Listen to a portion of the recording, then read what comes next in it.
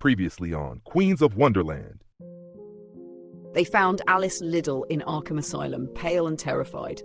Alice told them that our world and Wonderland, a magical place from her childhood, are in danger. A creature named Garathnaka had been using Wonderland itself, as a doorway. Its goal was simple and catastrophic: merge Wonderland with the real world and devour both like a two-course meal. They promised her they'd stop it. When they returned to Arkham, the city had already begun twisting. First the asylum warped, then the bank folded into impossible shapes, and soon Independence Square was not a square anymore. Wonderland was bleeding through. This was where they met the Cheshire Cat, who alternated between being helpful and maddening, offering clues that bordered on riddles. Penelope skated around the chaos, machete in hand, swatting away shadows and warped townsfolk. Yolanda shriveled the nightmares with spells that sizzled in the air. Greta went on a date, unsuccessfully, and Peggy relied on her womanly charms and her revolver. Eventually, they tracked down the White Rabbit in an abandoned house.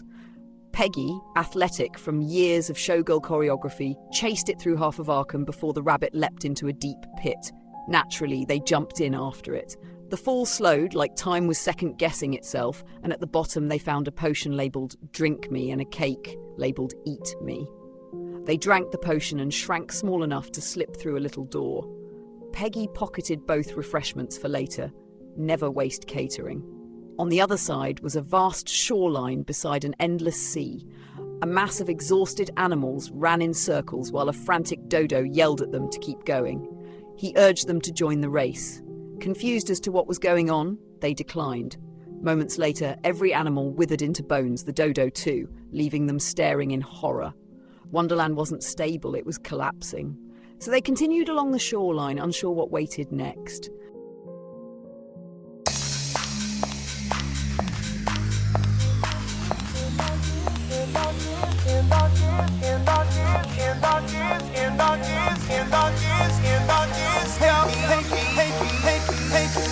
Hey kitty girl, it's your world.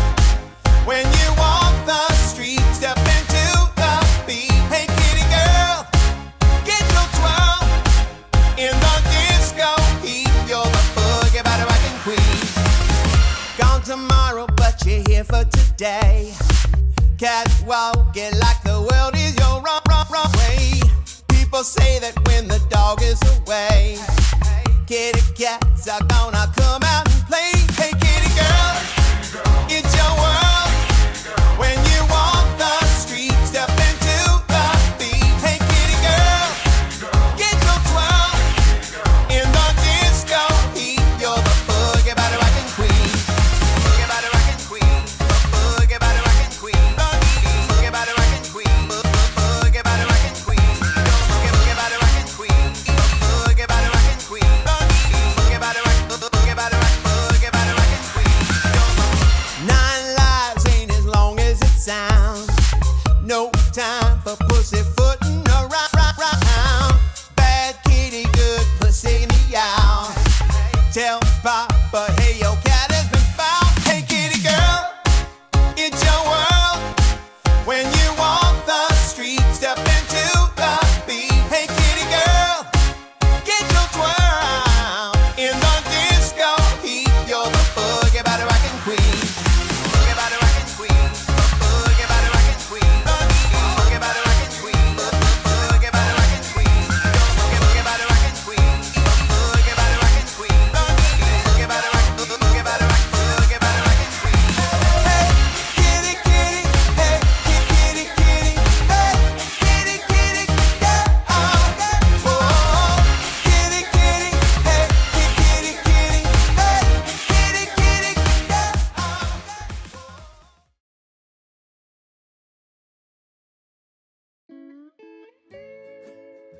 A low, miserable groan rolled across the beach like someone had stepped on a depressed sea creature.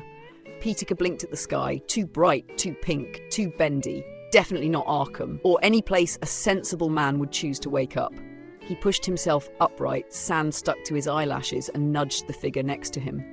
Jerry fluttered awake, his hair already perfect, even though he'd been unconscious on a beach. Next to him, Peter woke with a grunt. sat up and glared at absolutely everything as though personally offended. I knew it. I knew you idiots would get us dragged into something. I said one thing. Let's not stalk drag queens across realities. But no, nobody listens to me.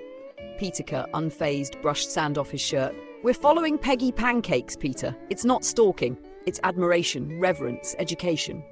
Peter glared at Peter. Stalking, he corrected. He nudged the snoring lump beside him. Nothing. He nudged again. Still nothing. Casper lay flat on the sand, snoring like a man who had slept through earthquakes, weddings, and possibly his own birth. Peter sighed.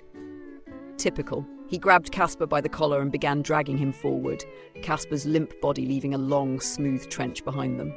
They wandered down the strange pastel coastline, Jerry sparkling in the sun, Casper dreaming of food, Peter complaining about everything, until Peter stopped suddenly. Wait, boys, look! On the sand sat a picnic basket tied with a little green ribbon. Jerry gasped, "Oh, how quaint! A beach picnic!" Peter untied the ribbon and opened the basket. Inside were 4 tomatoes, round, glossy, and unmistakably very blue. A cheerful note lay on top. "Eat us! We are delicious!" Peter crossed his arms. "Absolutely not." Jerry lifted a tomato, sniffed it, and smiled blissfully. "Oh, how adorable! A tomato with a colour scheme." Casper suddenly woke up, sat up abruptly, eyes still half closed. "Food?" he groaned. He lunged and devoured a tomato in a single bite. He blinked twice. "Salty." The others looked in disbelief. Peter blinked. He wakes for food, but not for danger. Good to confirm. But hunger gnawed at the men, and eventually they succumbed to it and reluctantly ate the tomatoes. Ahead on the same shoreline, Peggy Pancakes strutted forward, heels somehow clicking on sand as if the world bent to accommodate her. Little trembling Matza peeked from her handbag, tiny, anxious, traumatized. Greta floated just behind Peggy at a dreamy diagonal angle, half awake, long hair drifting as though underwater. Yolanda glided beside them on her broom, robes swaying in dark, witchy waves. Penelope skated at the back, guilt heavy on her massive shoulders, her shoulders slumped. I can't stop thinking about those animals, the dodo, all those bones. We should have helped them. Helped them do what? Peggy asked gently. Wonderland swallowed them. We don't understand this place. Yolanda, hovering above on her broom, nodded. Peggy's right. This realm bends its own rules. Trying to fix everything here will drive you mad. Penelope crossed her arms. Still, I want to try from now on. If something's in trouble, I'm helping. I think that's very admirable, said Greta. Penelope softened. Or, thanks, sweetie. Up ahead, the Cheshire Cat materialised mid-air, stretching luxuriously. We need directions, Peggy said. Of course you do, the cat purred. You're walking in circles, Penelope groaned. Where are we supposed to go? The cat stretched mid-air, toward the thing you haven't yet imagined, unless you're already imagining it, in which case you've gone too far. That means nothing, Peggy snapped. It means everything, the cat countered. Peggy threw a shell at him. He vanished. Penelope groaned. Ugh, I hate him. Yolanda's spiders took the opportunity to gossip loudly. Look at Penelope, one spider whispered. All noble promises. She'll get eaten first. The ghost is lovesick, pathetic. Peggy's hair is amazing, but I'd never say it to her face. We should unionize.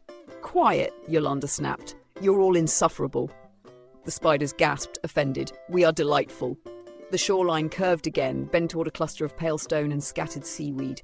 The air was quieter here, too quiet, and Peggy slowed her pace, heels digging elegantly into the sand. Then they heard it. A soft, sniffling sound.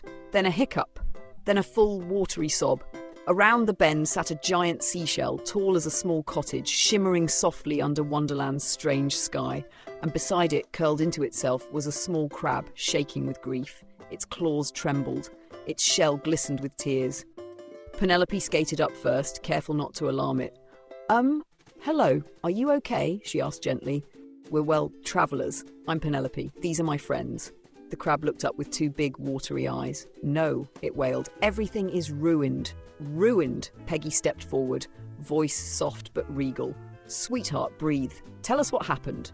The crab hiccuped dramatically. My pearl! My precious pearl! It's gone! Stolen by those wicked lobsters! Terrible creatures! No manners, no respect for personal property! Penelope crouched beside the crab. We're actually looking for someone too. A white rabbit. Do you know him? The crab wiped its eyes with the tip of a claw. Yes! Yes, I know him. I can help you, but only if you bring my pearl back. Yolanda placed a hand on her hip. Then we'll get it. We need directions, and you need your pearl. Mutual desperation.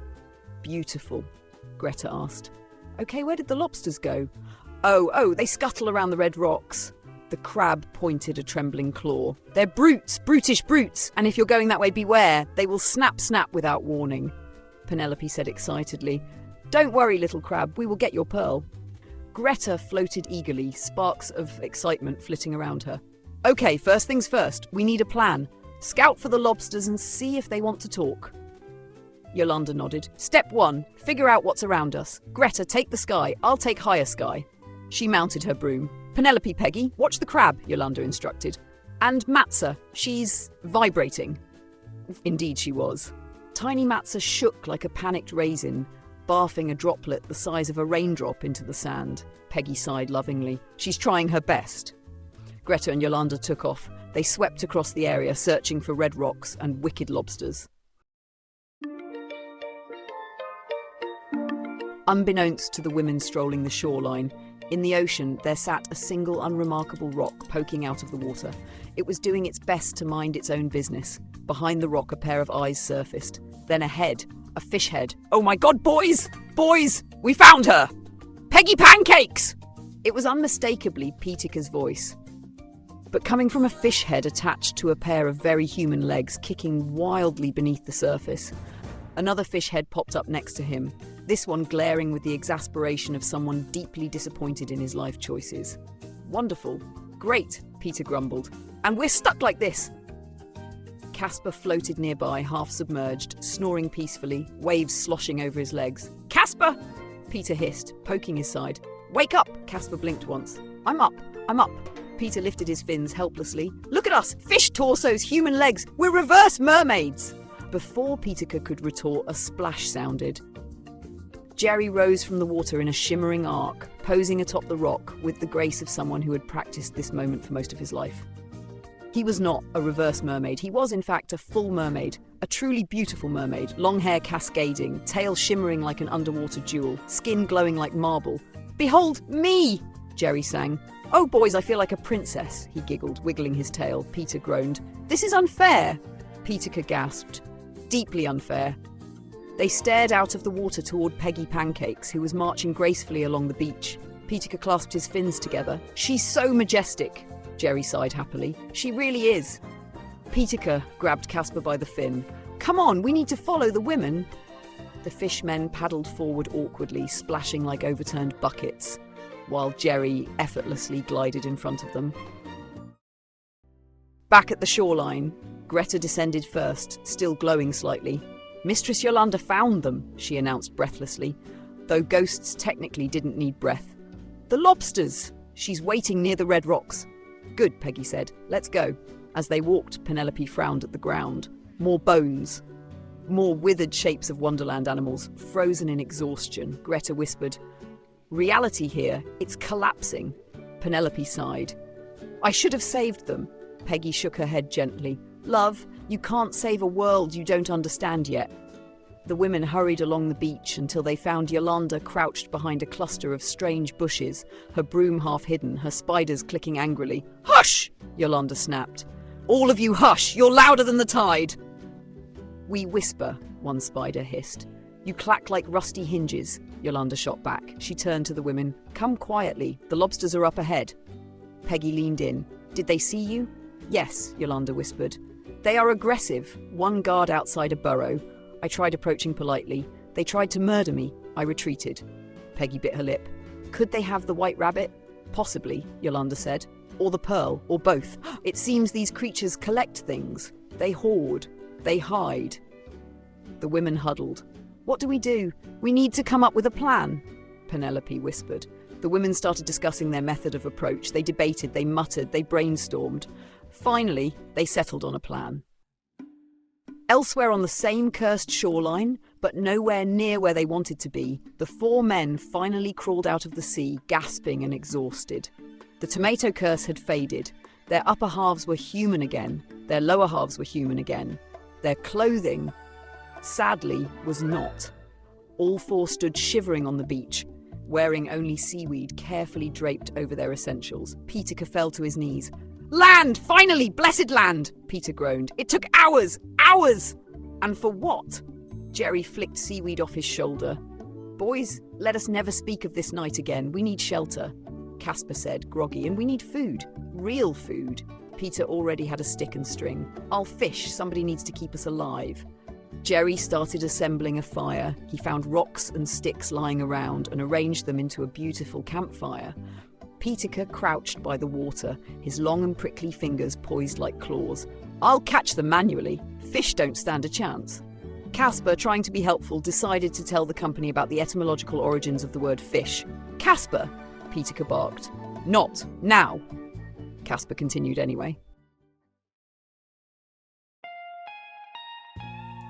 Night fell over Wonderland like someone dimmed the sky with a dramatic flourish. Shadows stretched, waves glowed faintly, and Peggy Pancake stepped into the clearing as though she were entering a spotlight.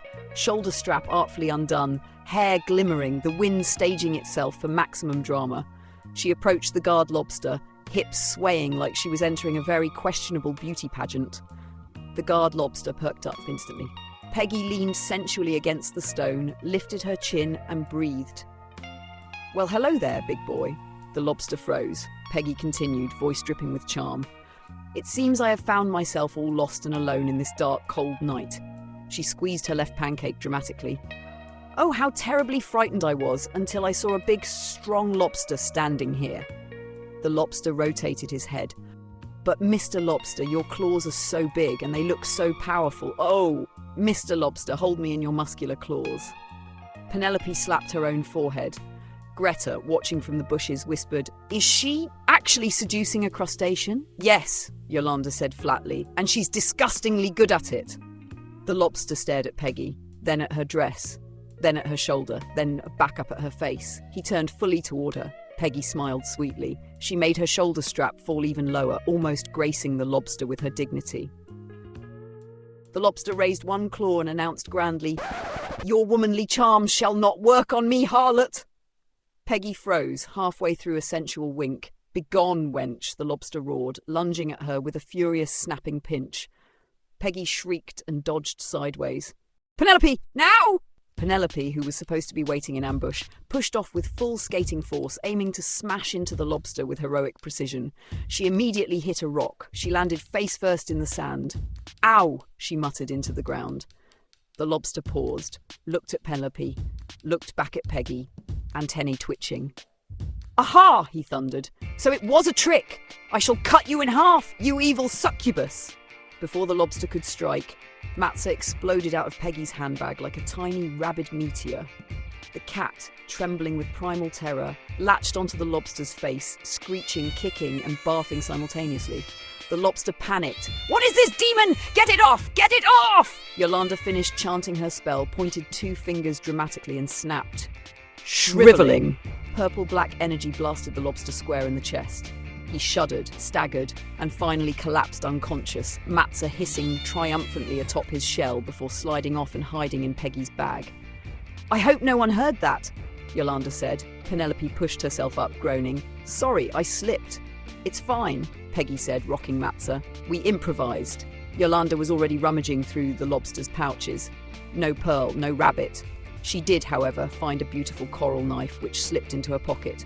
She, after all, couldn't help herself. Peggy wrinkled her nose. Not helpful. "Then it must be inside," Greta said. "Let's move." Peggy tried opening the door to the burrow. It was locked. She reached into her hair, pulled out a hairpin, and gracefully lockpicked the door. "After you," she said to the women. Inside the burrow, the four women pressed themselves behind a mound of dirt. Voices echoed from deeper inside, rough, clacking tones. Lobster guards patrolled tunnels lit with glowing algae. Smuggled crates sat everywhere. A few lobsters counted money. One was complaining about wage cuts. Another sharpened a trident while humming ominously off-key. Greta whispered, "This is a smuggling ring." "A lobster smuggling ring," Penelope corrected. Peggy's eyes sparkled. "This is so exciting!" Yolanda raised a brow. "Exciting? You're a famous showgirl. Don't you have enough excitement at home?" Peggy laughed softly. Not really. At home it's mostly me and Matza. She hisses at shadows. I sing, I rehearse, I go to sleep, rinse and repeat. Matza hissed loudly, claws trembling, eyes bugging in terror. Peggy kissed her head. My brave girl. Yolanda softened. Well, I admit, it's nice having company besides my spiders. The spiders gasped dramatically. We are great company. Yolanda rolled her eyes. You insult my dresses daily. The spiders hissed proudly. Greta drifted forward and pointed at a large rock blocking a side tunnel. This seems like a path. Penelope grinned. Leave it to me. She pulled out her crowbar, standard roller derby accessory, and wedged it beneath the stone. With a grunt, a heave, and one well-timed thrust, she rolled the rock aside. A narrow passage lay behind it. They slipped inside and emerged into an underwater grotto. Shimmering coral walls, glowing anemones, lobsters hauling crates, guards patrolling, and a large coral building carved into the back wall. Peggy whispered, It's like a criminal Atlantis. Greta drifted upward a few feet, mesmerized. It's beautiful. Yolanda's eyes narrowed at the coral palace. If they have the pearl, it's in there. She turned to Greta. You'll scout. Greta froze midair. Me? Why me? They're lobsters. They have claws. I'm delicate. You can't be pinched, Yolanda pointed out. You're a ghost. That's not the point. Also, Yolanda added slyly, there might be a very handsome and well-endowed ghost hunk hiding inside. Greta gasped, instantly blushing a soft peach glow. A ghost hunk? In there? It's possible, Yolanda said, voice syrupy and evil. Highly improbable, said Greta, but possible. She nodded vigorously. Okay, yes, I'll go, for research. She drifted off, trembling with equal parts terror and optimism, and slipped silently toward the coral palace. Back at the camp, Peter reeled in a tiny fish. Peter cheered. Yes, we feast! Jerry inspected it. It's 2 bites at best. Casper, starving and having already missed 4 full-course meals in the past few hours, just stared at the fish with deep sadness. Back in the burrow, minutes passed. More minutes. Too many. Peggy fidgeted. Shouldn't she be back by now? Penelope whispered. Maybe she found her ghost hunk? Yolanda frowned, tapping her staff. Let me try to contact her. She traced a glowing rune in the air. Greta Peachfuzz, by the pact that binds you, answer. Silence. No glow. Nothing. Peggy swallowed. Yolanda? She's not answering. Yolanda's voice was low. Either she's ignoring me, which is unlikely, or she's been captured. Penelope stood up. Then we're going after her, Yolanda sighed. We have to get the pearl anyway. Peggy nodded. We wait for an opening, then we move. They watched patrol patterns, lobsters shuffling crates, guards circling, others chattering about schedules and smugglers' wages. Finally, a moment of quiet came. Now, Yolanda whispered. They slipped out from behind the coral, darting low. A guard lobster blocked their path. Yolanda snapped her fingers. Spiders. Go. Her spiders swarmed the lobster, climbing onto its shell, clacking their fangs and insulting it in the most vicious tones. You smell like old seawater. Your claws are uneven. Your mother was a shrimp. The lobster began crying, loudly. I try my best, it wailed and fled down a tunnel. Peggy whispered, Wow, that was brutal. They moved deeper in, hiding from lobsters, sneaking toward the palace. When they reached it, they slipped through a side entrance into an enormous empty chamber. No guards, just crates and silence. Peggy whispered, Oh, I hate this. Their footsteps clicked softly on the damp floor as they entered, Matza trembling inside Peggy's handbag like a scared little metronome. They barely had time to glance around before the coral doors behind them slammed shut with a thunderous crack. Penelope jumped. Oh, that's not good. A deep rumble vibrated through the hall. A massive lobster, easily twice the size of the guard, strode in from the opposite end. His shell was dark, polished, battle-scarred. A trident rested effortlessly in one claw. Well, well, well, the lobster said, voice booming. You really thought no one would notice a group of very, he paused, giving them a long, pointed look. Manly women sneaking through the compound? Peggy gasped. Rude. And the ghost, the lobster gestured upward with the trident. The women followed the point. Greta Peachfuzz was floating 12 feet in the air, sound asleep, head tipped back, tiny gentle snores echoing through the hall. The lobster snorted. She asked me out on a date. All 3 women groaned. Peggy pressed a hand to her forehead. This girl is going to kill us. Are you kidding me? Yolanda hissed. Greta! Greta remained asleep, dreaming softly about someone with an enormous eggplant in his no-no region. The lobster lowered his trident. "Prepare yourselves, intruders. You have greatly underestimated the crustacean military." Peggy opened her mouth to argue, but he lunged fast. She let out a gasp, then dodged. And oh, did she dodge? She dodged with such speed, grace, and showgirl precision that she might as well have been performing on stage. She dipped under the trident, cartwheeled backward, and landed in a perfect split before leaping back to her feet. Penelope clapped. "Bravo!" Peggy bowed, then pointed at the monster. "Let's kill him." Penelope shot forward like a missile, skates flashing. She swung her crowbar at the lobster's abdomen. Clink. The lobster didn't even flinch. "Did you just tickle me?" he asked. Then he smacked Penelope's left boob with his claw. She flew across the room like a bowling ball. He immediately turned to Yolanda. "Now you face true crustacean might, you muscle-bound drag queens!" Yolanda's eye twitched at his remark. She raised her hands and shouted, "Shriveling!" Dark energy crackled from her palms, twisting purple streaks lashing toward the lobster. They hit, fizzled, faded. The lobster flexed, utterly unbothered. That tickled more than the crowbar. "He's not even flinching," Yolanda shouted. He swung his trident at her. Yolanda slammed her staff into the ground. Ward of protection! A shimmering shield erupted just in time. The trident glanced off, sending sparks everywhere. "You think you can best me with some silly spells, you bulky witch?" Yolanda smirked. "Try hitting me harder, handsome. Maybe I'll even feel it this time." The lobster readied his trident to strike. Peggy, crouching behind the lobster, sprinted and jumped. Yolanda flicked her wrist, tossing Peggy the coral knife she had stolen earlier. Peggy caught it mid-air, flashed a grin, and stabbed it into the lobster's back, right between two plates of armor. Crack! It made a dent in the armor, and the knife snapped in half.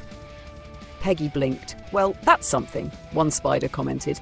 She didn't even do a backflip. Yolanda, utterly annoyed, grabbed the spider and threw it at the lobster. The lobster swung his tail. Peggy backflipped, dodging the strike. Then the sound of skates. Penelope shot toward the lobster like a meteor, now wielding a full sledgehammer. "Hey, seafood!" she yelled. The lobster turned. Penelope slammed into him like a train on roller skates. Boom! He staggered backward, a small piece of armor breaking off his chest. "You insolent gremlin!" the lobster bellowed.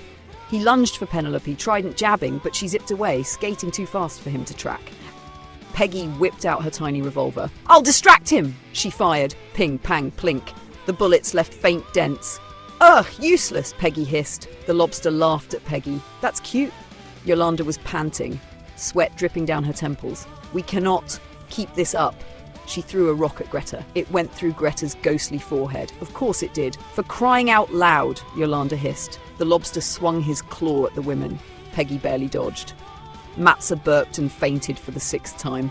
Penelope jumps in front of Yolanda, trying to block the hit, now with her baseball bat. It wasn't enough. The bat broke and the both women flew back, landing on the floor. Peggy gawked. "Why do you have all of that?" "Standard issue roller skating equipment," Penelope grunted. The lobster backed away. The women, exhausted, watched him carefully.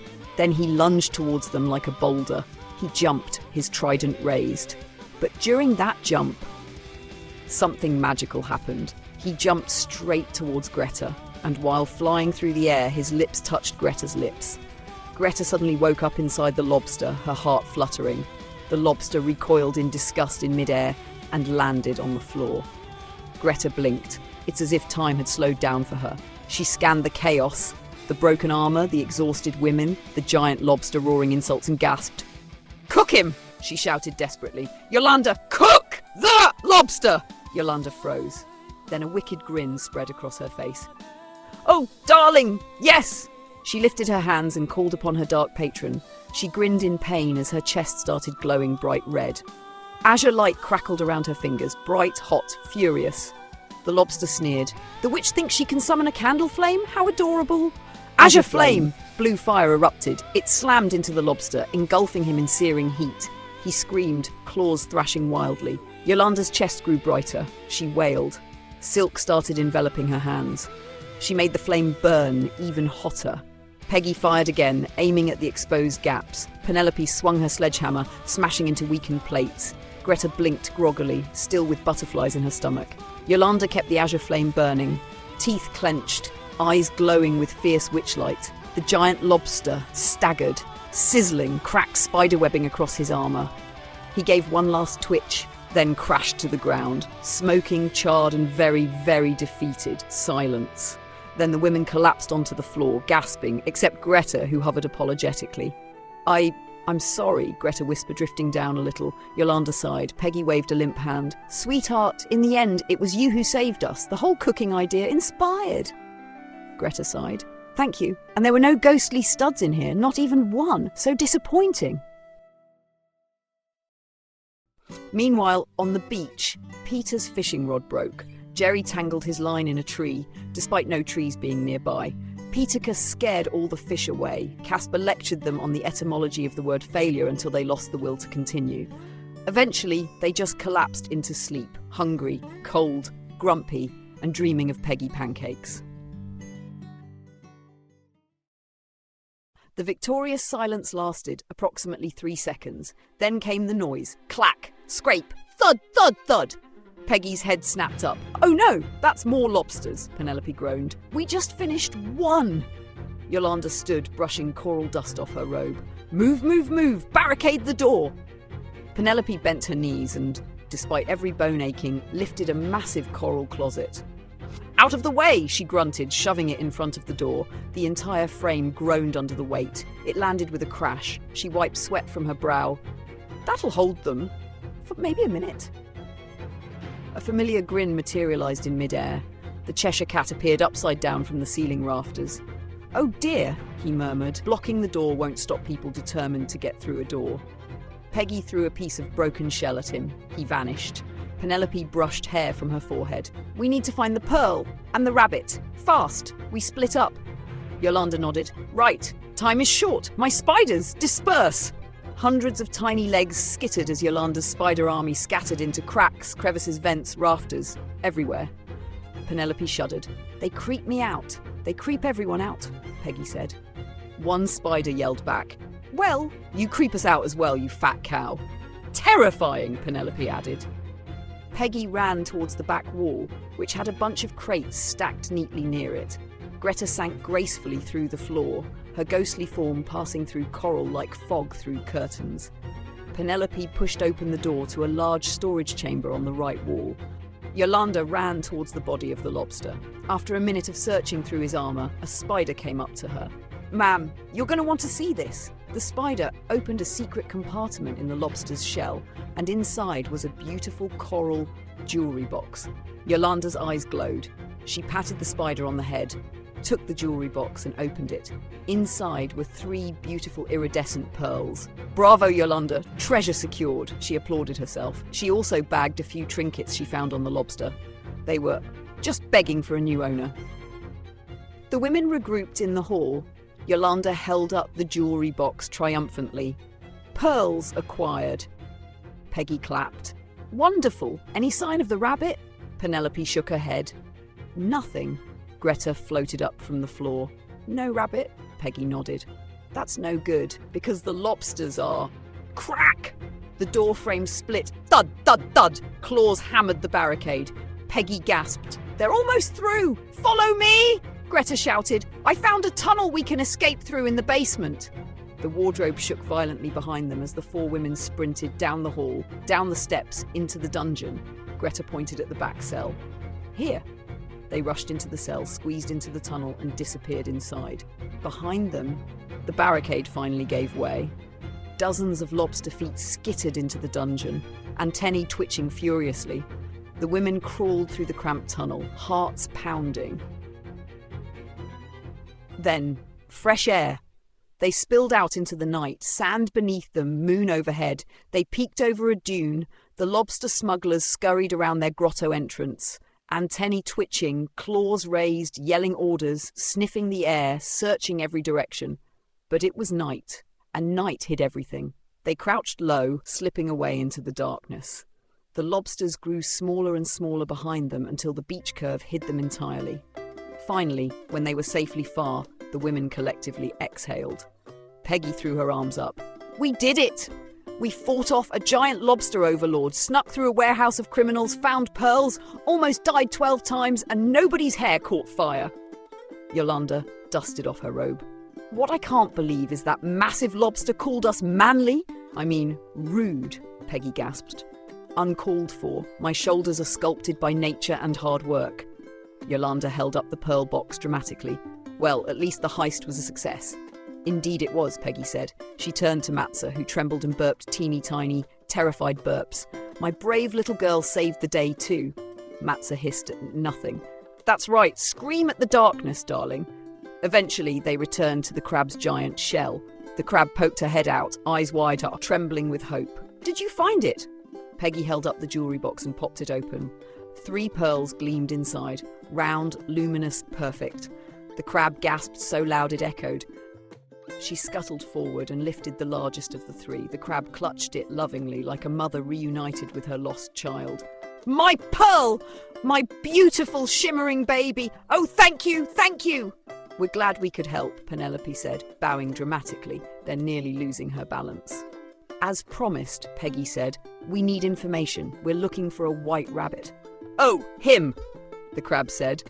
Yes, he came by earlier. I asked if he'd help me find my pearl, but he said he was very busy and ran off. Typical rabbit behaviour. Peggy sighed. Sounds right. If you follow the beach a bit further, the crab continued, you'll see his cottage near the saltwater pools. It's near the edge of a forest, you can't miss it, although he is rarely at home, always running around somewhere. They nodded gratefully. Also, Peggy added, you might as well take these. She held up the remaining 2 pearls. The crab froze. For me? Yes, the crab burst into happy wailing, scuttling in a circle. I love you! I love all of you! How can I ever repay you? Oh, I know! She vanished into her shell and returned with a bag of items which she dumped proudly in front of them. For your kindness, treasures. Penelope dug inside first. She held up a gleaming arm guard etched with swirling symbols. This, the crab said proudly, is the martyr's vambrace. It protects the one who protects others. Penelope stared at it like she'd just found a long-lost soulmate. Oh, this is perfect. Next, Yolanda pulled out a sparkling ball of shimmering yarn. This is enchanter's thread, the crab explained. Use it to enhance your robe. Make it stronger, shinier, more magical, Yolanda gasped. You had me at more magical.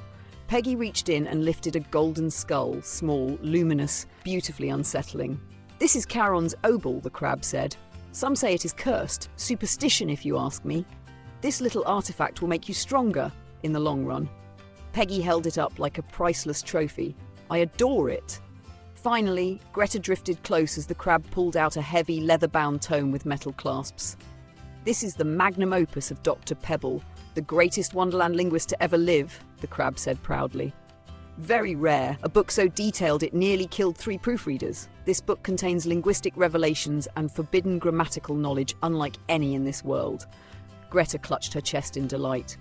I think I might faint. She tried to lift it. Her hand slipped straight through the cover. Ah, Greta whispered. Right. Girls, can someone please carry this for me? She pleaded. Peggy stepped back. Academia, no thank you. Penelope held up one hand and not really into books. Sorry. Yolanda curled her lip. I don't carry grammar. Greta stared at them in betrayal. It's about linguistics, Wonderland linguistics. Peggy, there could be syntactic anomalies. Penelope, please, there could be adjectives I don't know yet. Mistress Yolanda, I beg you, there might be irregular verb forms. The crab chimed in. More than that, it contains 400 pages on verb conjugation, 57 diagrams on apostrophe placement, and 17 chapters dedicated to analysing the depth of the letter O. Greta floated to the ground in deep desperation. Girls, please, she pleaded. Peggy didn't care. She was admiring her Charon's obol. Oh, that sounds really super amazing, but I can't, Penelope added. Nope, Yolanda concluded. She drooped in mid-air like a deflated balloon. My heart, my poor scholarly heart, knowledge, slipping away from my grasp. The crab, oblivious to Greta's heartbreak, bowed deeply. Thank you, my heroes. They gathered their gifts, thanked the crab, wished her luck with her pearls, and headed down the moonlit shoreline once more. The night stretched long and shimmering before them. A little ways forward, Penelope slowed. Do you see that? On the sand, near a tide pool, 4 human-shaped lumps slept under the moon. One snored loudly, one sparkled, one drooled, one muttered Peggy's name in a dream. Peggy squinted. Nope, absolutely not. I've had enough weirdos for one night. Agreed, Yolanda said. Fine with me, Penelope said. Greta floated above them, curious. Should we at least check if they… Nope, Peggy repeated, turning away. So the women walked onward, their bonds stronger, and armed with the crab's gifts, deeper into Wonderland, with hearts uncertain towards, hopefully, the White Rabbit's house.